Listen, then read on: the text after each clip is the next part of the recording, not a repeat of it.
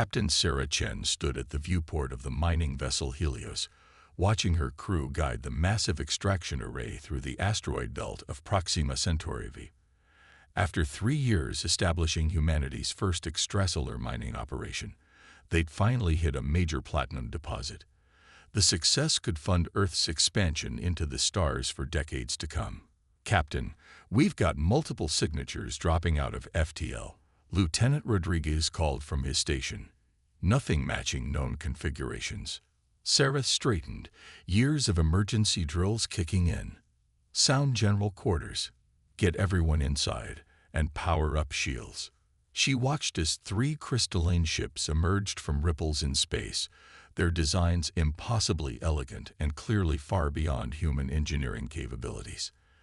The alien vessels took position around the Helios, their size dwarfing her ship despite its industrial bulk. The main display crackled with a transmission, resolving into a tall, ethereal being with iridescent skin and multiple sets of eyes. "This is High Commissioner Vaxtol of the Galactic Federation.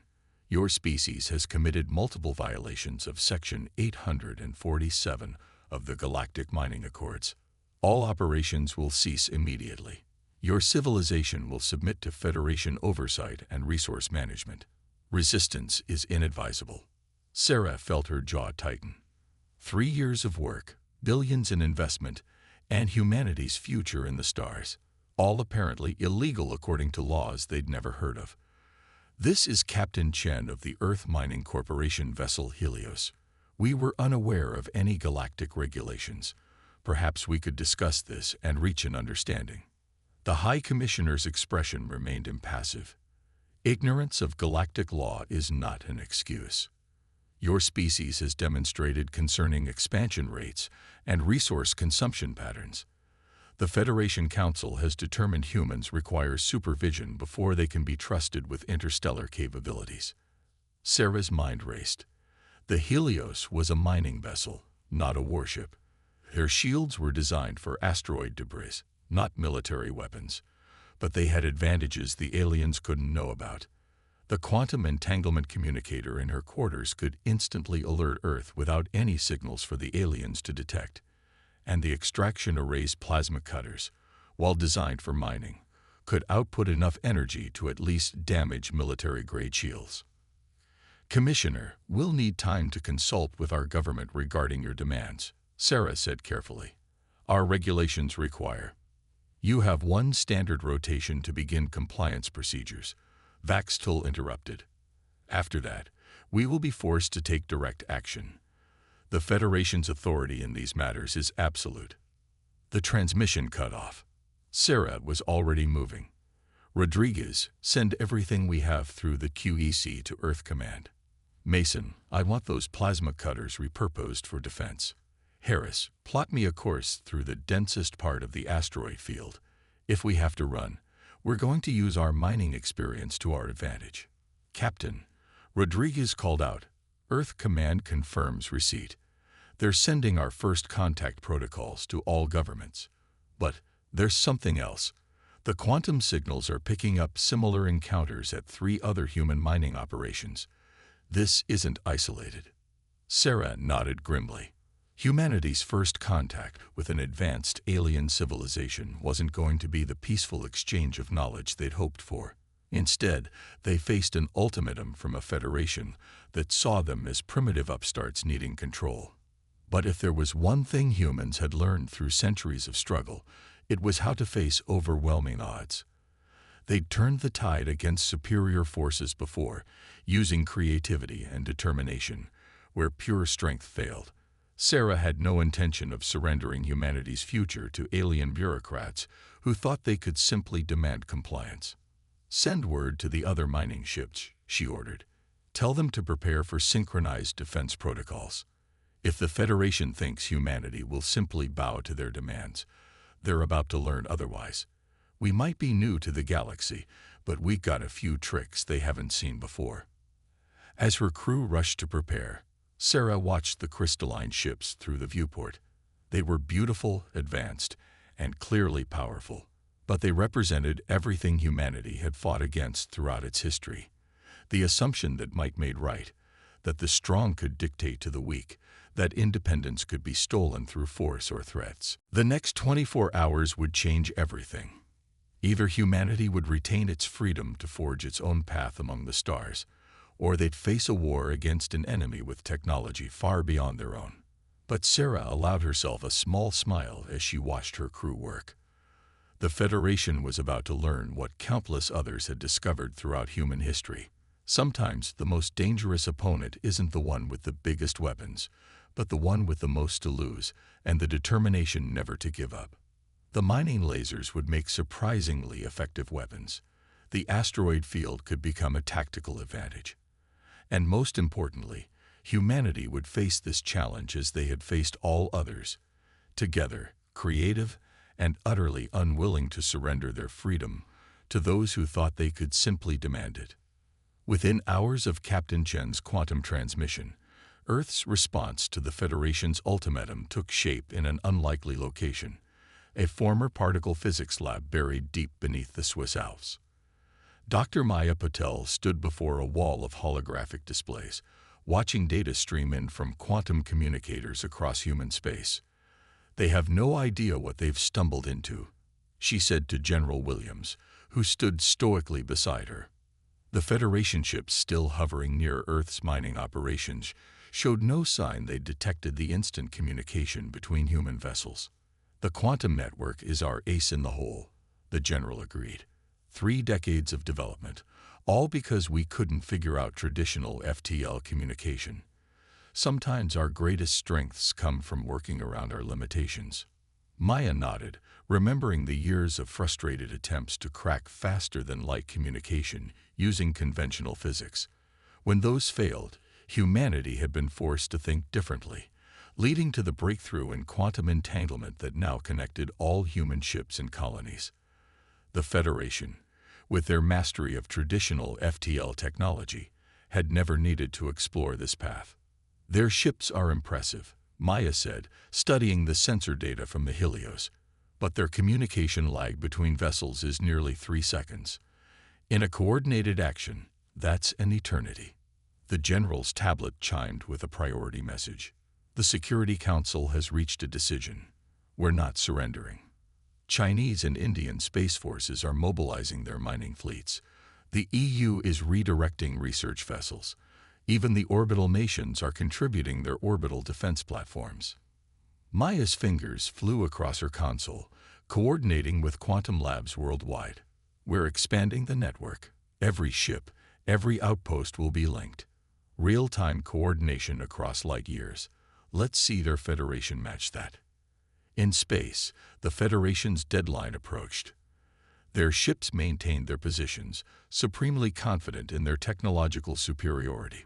They didn't notice the subtle changes in human vessel positions, the careful redistribution of resources, or the constant stream of quantum-encrypted commands flowing between ships without any detectable signals. Aboard the Helios, Captain Chen received the coordinated defense plan through her QEC. "They're expecting us to either surrender or make a desperate stand," she told her crew. "Instead, we're going to show them something new." "Mason, how are those mining lasers coming along?" "Reconfigured and better than ever, Captain," Mason replied with a grin. "The focusing crystals we use for cutting platinum are surprisingly good at penetrating shields." "Who knew?" Sarah studied the tactical display showing Federation positions across human space. Thanks to the quantum network, she could see everything in real time, while the Federation ships still relied on light-speed communications to coordinate. It was a hidden advantage that could change everything. "All stations, prepare for synchronized defense protocol," Sarah ordered. "Timing is everything." The Federation thinks they're dealing with primitive separated vessels. They don't know we can coordinate across light years without delay. The quantum network hummed with activity as final preparations were made. Earth's relatively small space force had been transformed by necessity into a coordinated web of mining ships, research vessels, and orbital platforms, all linked by technology the Federation hadn't even considered possible. "The Federation gave us 1 rotation to surrender," Sarah broadcast to her crew. Instead, we use that time to prepare the largest coordinated operation in human history. Every ship, every station, moving as one. Not bad for a species they think needs supervision. The deadline arrived. High Commissioner Vaxtol's image appeared on screens across human space. Your time has expired. Will you submit to Federation authority? Sarah straightened in her command chair, knowing her response would be echoed by every human captain across space. Commissioner, humanity has a long history of responding to demands for submission. The answer has always been the same. No. Vaxtol's iridescent features hardened. Then you leave us no choice. Federation forces will now assume direct control of your operations. Actually, Sarah replied with a slight smile, you're about to learn why assumptions about primitive species can be dangerous.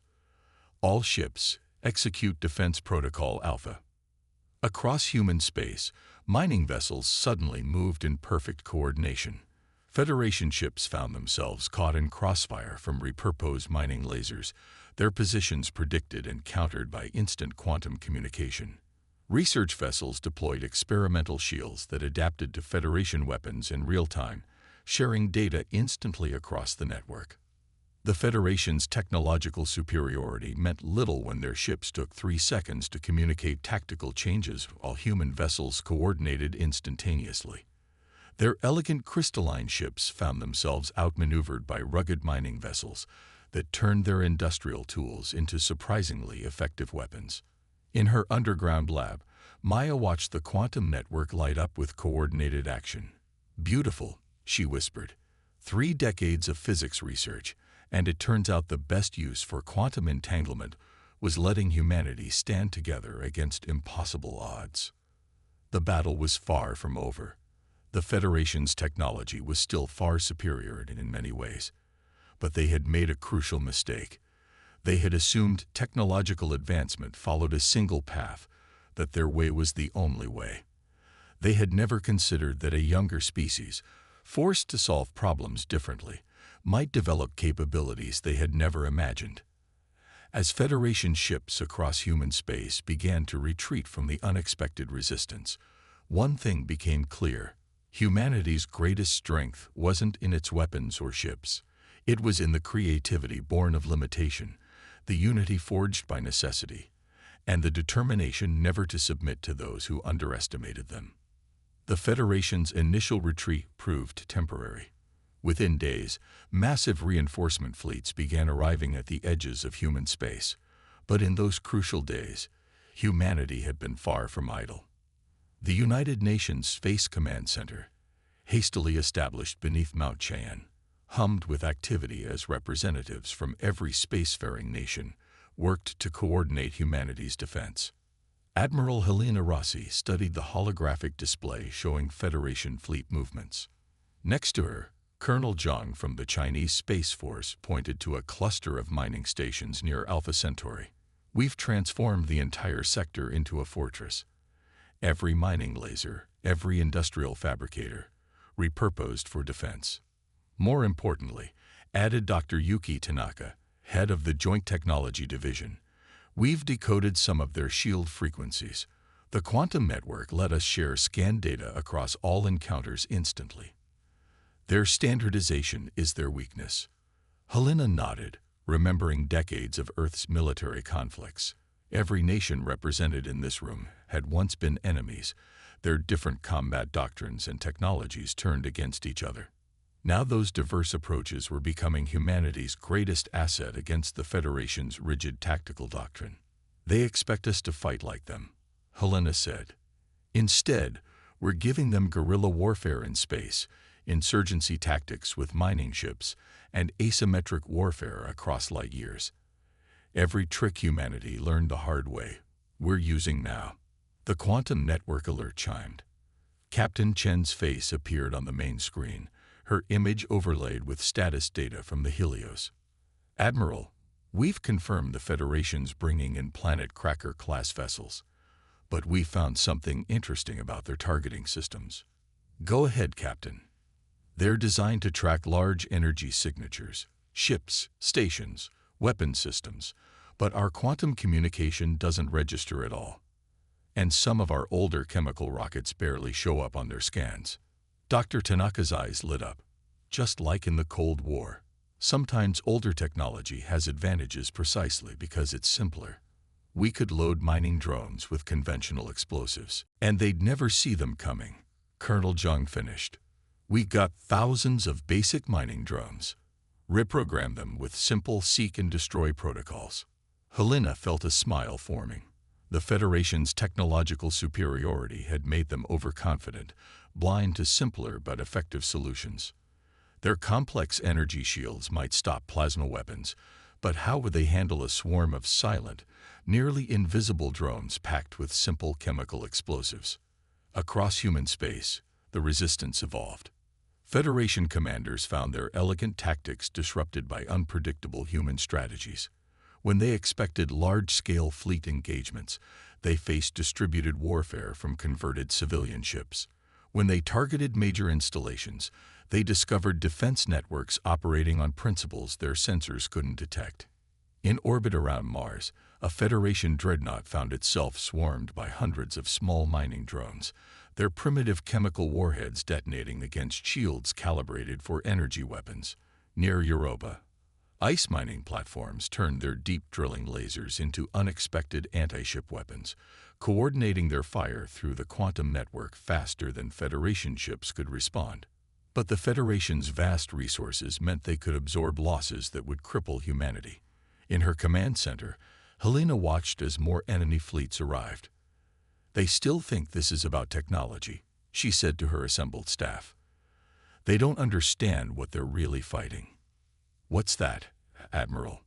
Asked the young lieutenant. The human spirit. Throughout our history, whenever someone tried to force humanity to submit, they discovered that superior weapons aren't enough. The Federation thinks they're fighting backward technology. Instead, they're fighting every lesson humanity learned through centuries of warfare, every innovation born from desperation, every strategy developed by different cultures and societies. The quantum network lit up with new alerts. Federation forces were beginning their main advance, but humanity was ready. Mining ships turned asteroid fields into weapon platforms. Research vessels deployed experimental technologies. Orbital defense platforms coordinated with ground-based installations through the undetectable quantum network. In the Proxima Centauri system, Captain Chen watched the massive Federation fleet approach. The Helios's mining lasers had been refined further, now supplemented with makeshift missile systems crafted from mining charges. Her crew, once simple miners, had become skilled space guerrillas. They're still not adapting, she reported through the quantum network. Same formation patterns, same attack vectors.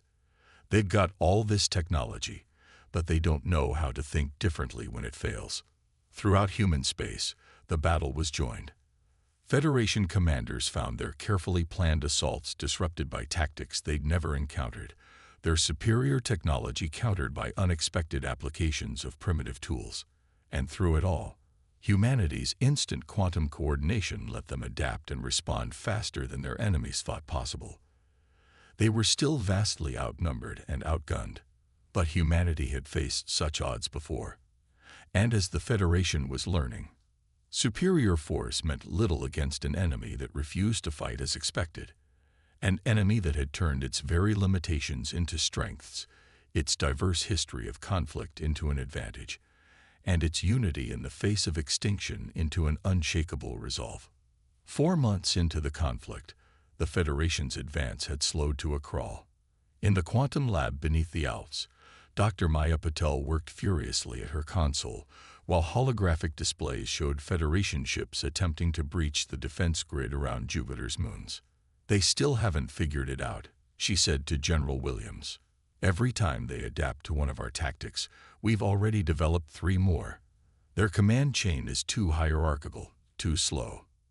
Above Jupiter, Federation warships found themselves caught in a complex dance of reprogrammed mining drones and converted cargo vessels. Captain Chen's tactics had spread across human space. The Helios's successful defense had become a template for asymmetric warfare against superior forces. New reading from the quantum array, Maya announced. Their flagships are using more power for communications than weapons. They're desperate to coordinate their forces, but light speed lag is killing their response time. The general studied the tactical display. And that's our opening. Time to launch Operation Echo. Throughout human space, converted civilian ships began broadcasting on all frequencies, a cacophony of signals, false orders, and phantom fleet signatures. The Federation's complex communication networks, already strained by combat coordination, began to overload with conflicting data. In the Proxima Centauri system, Sarah Chen watched her tactical display as Federation ships struggled to maintain formation amid the communications chaos. Just like an old Earth electronic warfare campaign, she commented to Rodriguez. But this time, we're jamming an entire civilization's military network. The quantum network hummed with coordinated strikes, while Federation commanders tried to verify orders and separate real threats from false signatures. Human forces struck with precise, synchronized attacks. Mining ships emerged from asteroid fields, their crude but effective weapons finding weak points in crystalline hulls. Research vessels deployed experimental technologies developed from studied Federation debris. But humanity's most effective weapon wasn't their repurposed mining tools or clever tactics. It was their ability to adapt and innovate faster than their enemy could respond. Federation officers, trained in rigid doctrine and dependent on their advanced technology, found themselves facing an opponent that turned their own complexity against them. At a hidden shipyard in the Kuiper Belt, Dr. Tanaka supervised the integration of salvaged Federation technology with human quantum systems. "Their ships are beautiful," she told her team, "but beauty isn't always practical. We're building hybrid vessels that combine their power with our flexibility." The first of these hybrid ships, christened Phoenix, joined the defense of Saturn's rings. Its quantum-linked weapons fired with perfect synchronization, while its hybrid shields adapted to Federation attacks in real time. More importantly, its very existence proved humanity could not only fight advanced technology, but understand and improve upon it.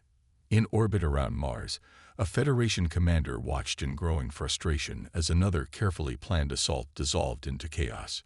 Human ships seemed to anticipate every move, their primitive vessels displaying impossible coordination. Worse, some now carried weapons that shouldn't have been possible for such a young species to develop. The quantum network lit up with a priority alert. Dr. Patel's voice carried to every human commander. "We've cracked their primary command protocols. Every standard response, every tactical doctrine. We can predict their moves before they make them." Admiral Rossi's voice followed. "All ships, execute Maneuver Prometheus. Let's show them what happens when you combine their technology with human ingenuity." Across human space, the counter-offensive began. Federation commanders found their tactical doctrines used against them, their own attack patterns predicted and countered before they could execute them. The hybrid ships led the charge, their quantum-linked systems allowing them to fight with a synchronization that seemed impossible to their enemies. On the Helios, now upgraded with hybrid technology, Sarah Chen watched the Federation fleet retreat from another failed assault. "They still don't understand," she told her crew. "They think this is about technology, about who has the most advanced ships or weapons. But humanity's greatest weapon has always been our ability to adapt, to take what we learn from every defeat and turn it into victory." The Federation's rigid command structure struggled to cope with an enemy that refused to follow expected patterns of technological development. Their superior weapons meant little against opponents who turned communications chaos into tactical advantage, who transformed civilian tools into effective weapons, and who coordinated faster than light itself. In the UN Space Command Center, Helena Rossi watched the tactical displays with grim satisfaction. The Federation had expected to find a primitive species easily cowed by superior technology. Instead, they had discovered that humanity's greatest strength wasn't in their tools, but in their determination to remain free, and their endless creativity in finding ways to fight back against impossible odds. The tide was turning, not because humanity had matched the Federation's technology, but because they had found ways to make their own unique advantages matter more. The Federation's power was built on standardization and rigid doctrine. Humanity's strength came from diversity, adaptation, and the stubborn refusal to submit to those who thought technological superiority guaranteed victory. 1 year after first contact, High Commissioner Vaxtol stood before the Federation Council, his iridescent skin dulled with fatigue. The massive chamber, once a symbol of unquestioned galactic authority, felt different now. The confidence of a year ago had been replaced by uncomfortable reflection. "The humans," he began, his voice carrying across the silent chamber, "have achieved what we thought impossible. Not by matching our technology directly, but by forcing us to question assumptions that have guided Federation policy for millennia." The tactical displays showed the current situation. Federation fleets in retreat across human space, their carefully planned operations consistently disrupted by unpredictable human tactics. More concerning were the hybrid ships, proof that humanity could not only fight advanced technology, but rapidly understand and improve upon it. In the quantum lab beneath the Alps, Dr. Maya Patel and General Williams received the Federation's transmission simultaneously with every other human command center. The message was simple. The Federation requested a ceasefire and diplomatic negotiations. They finally realized that superior technology doesn't guarantee victory, Maya said, watching the quantum network light up with coordinated responses from human forces. "But I don't think that's what really changed their minds." "No," the general agreed. "They learned something more important. That true civilization isn't about technological advancement, but about the wisdom to recognize different paths of development." The negotiations took place on neutral ground, a space station hastily constructed at the midpoint between Earth and the nearest Federation core world. Captain Sarah Chen, now Admiral Chen, represented humanity alongside diplomatic and scientific leaders from Earth's United Nations. Across the negotiating table, Vaxtol spoke with newfound respect. "We believed we were protecting galactic civilization by controlling species we deemed primitive. Instead, you showed us that innovation and advancement can take unexpected forms." Dr. Tanaka, head of the Hybrid Technology Program, displayed holographic data showing how human quantum communication had evolved differently from Federation technology. "We didn't have your resources or knowledge base," she explained. "So we found another way. Sometimes limitations breed creativity." The resulting agreement reshaped galactic politics. Earth would retain its independence, free to develop along its own path. The Federation would share certain technologies, while humanity would contribute their unique developments, particularly in quantum communications and hybrid systems. But more importantly, the Federation began to change. The conflict with humanity had exposed the flaws in assuming there was only one path to advancement, one way to measure civilization's progress. In orbit around Earth, the Helios, now a symbol of human ingenuity, received its new mission. Sarah Chen stood on her bridge, watching Earth's first official diplomatic delegation prepare to depart for Federation space. They thought they were superior because they had advanced further along their chosen path, she told her crew. "We showed them that there are infinite paths to the stars, and sometimes the unexpected route reveals possibilities others missed." The quantum network, once humanity's hidden advantage, became the foundation for a new type of galactic communication. Federation worlds began adopting the hybrid technologies born from the conflict, finding that combining different approaches often yielded better results than pursuing a single path of development. In the UN Space Command Center, Admiral Rossi watched ships from both civilizations working together to establish new trade routes and research stations. "The Federation wanted us to follow their path," she remarked to her staff. "Instead, they learned to recognize the value of different perspectives." Maya Patel's quantum labs became centers for joint human Federation research, exploring possibilities that neither civilization had imagined alone. "The best innovations," she often said, "come from combining different ways of thinking, not insisting that everyone think the same way." A decade after first contact, humanity had earned not just its independence, but its place among galactic civilizations. Not by surrendering its unique characteristics or following a predetermined path, but by proving that true advancement comes in many forms.